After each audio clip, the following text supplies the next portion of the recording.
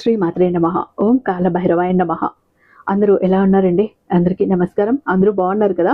అందరూ కూడా ఆ కాల భైరవుడి ఆశీర్వాదం వల్ల ఎప్పుడూ ఆనందంగా ఆరోగ్యంగా ఉండాలని, మీరు కోరిన కోరికలన్నింటినీ కూడా ఆ కాల భైరవుడి తీర్చేయాలని మీ తరపున నేను కూడా మనస్ఫూర్తిగా కోరుకుంటూ వీడియోలోకైతే వెళ్ళిపోదాం. ముందుగా మన వీడియోకి ఒక చిన్న లైక్ ఇచ్చేసేయండి. వీడియోని ఎక్కడా స్కిప్ చేయకుండా, మిస్ చేయకుండా చివరి దాకా చూడండి. ఈ రోజు కాల భైరవుడు అత్యంత అద్భుతమైనటువంటి సందేశంతో వచ్చారండి. మీ జీవితాన్ని మార్చేసి మీ కష్టాలను తొలగించేటటువంటి సందేశం అస్సలు మిస్ అవ్వకండి. మన ఛానల్ని ఫస్ట్ టైం చూస్తున్నట్లయితే ఛానల్ని సబ్స్క్రైబ్ చేసుకుని మీ సపోర్ట్ నాకు అందివ్వండి. అదే చెత్త హైప్ కూడా చేయండి. ఇక్కడ కామెంట్ బాక్స్ లో ఓం కాల భైరవాయ నమః అంటూ టైప్ చేసి పెట్టి వీడియో చూడటం మొదలు పెట్టండి. కాల భైరవుడి ఆశీస్సులు ఇంకా త్వరగా మీకు దొరుకుతాయి. ఇక వీడియోలోకి వస్తే, బిడ్డ, నేను భైరవుడిని, కాల భైరవుడిని, కాలానికి అధిపతిని. నేను మాట్లాడుతున్నా భక్త. ఈరోజు నేను నీతో మాట్లాడటానికి వచ్చాను. ఏ కారణం లేకుండా కాదు. నీ ఆత్మలో నుంచి వచ్చిన పిలుపు, నీ హృదయంలో వినిపించిన నిశ్శబ్ద రోదన నన్ను ఇక్కడికి తీసుకువచ్చింది. నువ్వు ఎవరితోనూ చెప్పలేని బాధను నాతో పంచుకోవాలనుకున్నావు కదా భక్త. అందుకే నేను వచ్చాను. నువ్వు అనుభవిస్తున్న దుఃఖం, నీలో పుట్టే భయం, నీ మనసులో ఉన్న ఆందోళన, ఇవన్నీ నాకు వినిపిస్తున్నాయి. ఎందుకంటే నువ్వు వేరు కాదు భక్త. నువ్వే నేను. నిన్ను సృష్టించిన శక్తి నేనే. నిన్ను నడిపించే శ్వాస నేనే. ఎవరైనా నిన్ను అవమానించినప్పుడు, నీ విలువను తగ్గించినప్పుడు, నీ కళ్ళల్లో కన్నీరు వచ్చినప్పుడు, ఆ కన్నీటి ప్రతి బిందువు కూడా నా కళ్ళ ముందే పడుతోంది భక్త. నీ నొప్పి నాకు తెలియకుండా ఒక్క క్షణము ఉండదు. నువ్వు ఎన్నిసార్లు అడిగి ఉంటావు, ఎందుకు ఆ కాలభైరవుడు నన్ను ఎన్ని పరీక్షలు పెడుతున్నాడు, నేనేం తప్పు చేశానని? భక్త, నీలోని దివ్య బలాన్ని మేల్కొల్పేందుకే ఈ పరీక్షలు. ఒక బలమైన వృక్షం గాలివానలోనే తన బలాన్ని నిరూపిస్తుంది. అలాగే నిజమైన భక్తుడు కష్టకాలంలోనే తన విశ్వాసాన్ని చూపిస్తాడు. నీ పూజలు వృధా కావు. నీ ప్రతి పూజ, నీ ప్రతి శివనామం, నీ ప్రతి భైరవనామ స్మరణలో నాలో ప్రతిధ్వనిస్తోంది. సమయమే నా రూపం. సమయం వచ్చినప్పుడు ఫలితం తప్పకుండా లభిస్తుంది.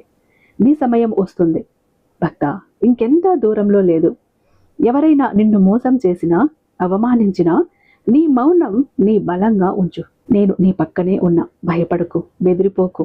నీ ఊపిరిలో, నీ ధ్యానంలో ప్రతి సాయంత్రం నువ్వు దీపం వెలిగించే ఓం నమ శివాయ, ఓం కాల భైరవాయ నమః అని జపించినప్పుడు ఆ జ్వాలలో నేనే నిలబడి చూస్తున్నాను.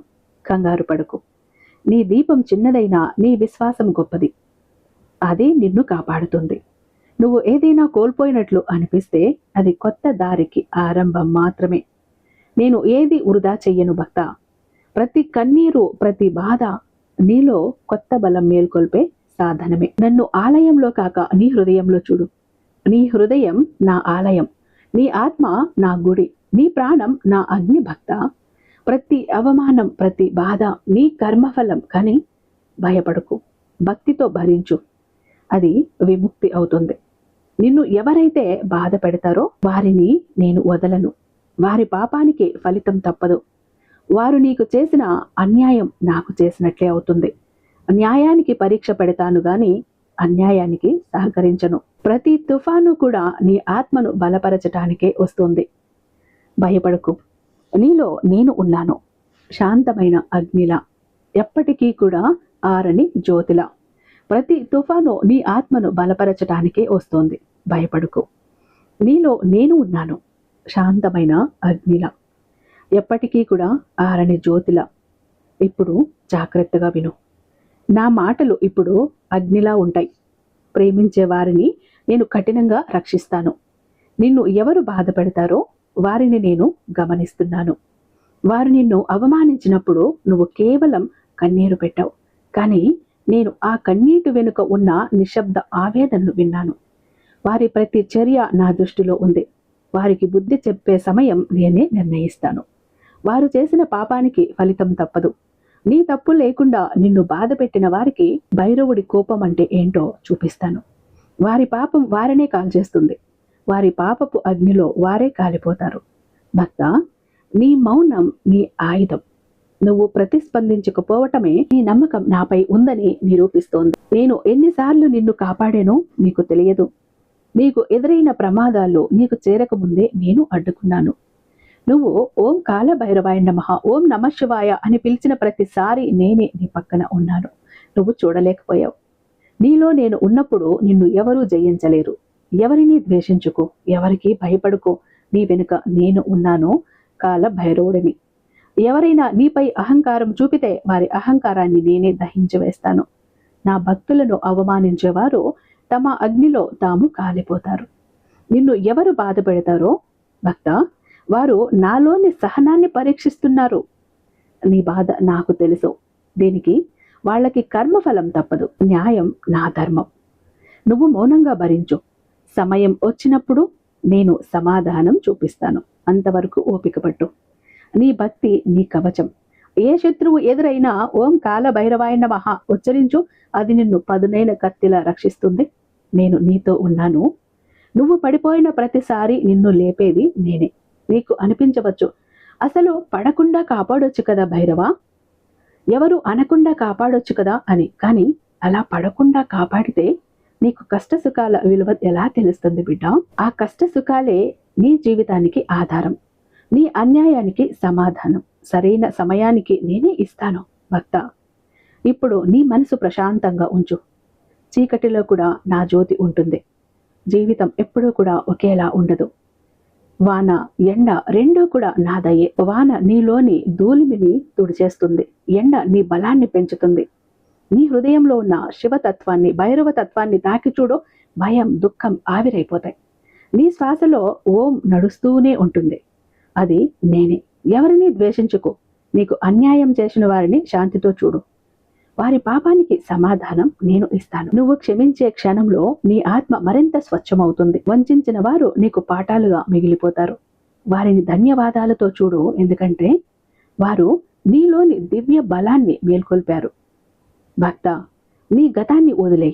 తప్పు చెయ్యని మనిషి అని ఎవ్వరూ లేరు. దేవతలు సైతం తప్పులు చేస్తారు. ఆ తప్పులో ఆగిపోయి నీ జీవితాన్ని వృధా చేసుకోకు. నా భక్తుడు ఇలా జీవితాన్ని వృధా చేసుకోడు. తిరిగి పోరాడి గెలుస్తాడు. ప్రతి తప్పు నీకు కొత్త బుద్ధి నేర్పుతుంది. ప్రతి పతనం తర్వాతే నువ్వు నిలబడే బలం వస్తుంది. ఆ ఆత్మాభిమానాన్ని తక్కువ చేయవద్దు. నీ హృదయం దిగులు పడనీయకు. నీ ఆత్మలో నేనే ఉన్నాను. ఇప్పుడు నీలో కొత్త ఉదయం మొదలవుతుంది. భక్త, నిన్నటి బాధ నిన్నటితో ముగియాలి. ఈ క్షణం నీ పునర్జన్మ. నీ గుండెను తెరిచి నన్ను పిలువు, అంతే చాలు. ఏ యాగం కంటే కూడా ఏమి తక్కువైనది కాదు. నీ పిలుపే నాకు ప్రియమైనది. గమ్యం కాదు. నీకు అర్హత వచ్చినప్పుడు నేనే చూపిస్తాను. అంతవరకు నేను నిన్ను తయారు చేస్తున్నాను.